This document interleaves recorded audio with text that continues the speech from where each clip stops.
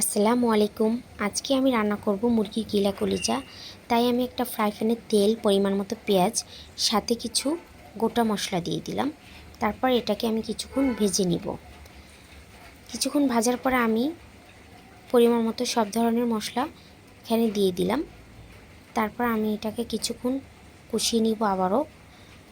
কষানোর পরে আমি এখানে মুরগির গিলা কলিজা আর সঙ্গে কিছু আলু দিয়েছি।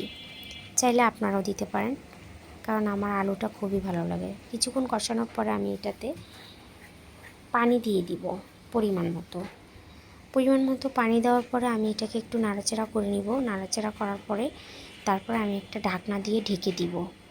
কিছুক্ষণ ঢাকনা দিয়ে রান্না করার পর আমি ঢাকনাটা উঠিয়ে কিছুক্ষণ নাড়াচাড়া করার পরে আমি ঘরে তৈরি করা গরম মশলার গুঁড়া দিয়ে দিব। দেওয়ার পরে কিছুক্ষণ নাড়াচাড়া করব। এই তো আমার মুরগির গিলা কলিজা হয়ে গেল। সবাই ভালো থাকবেন,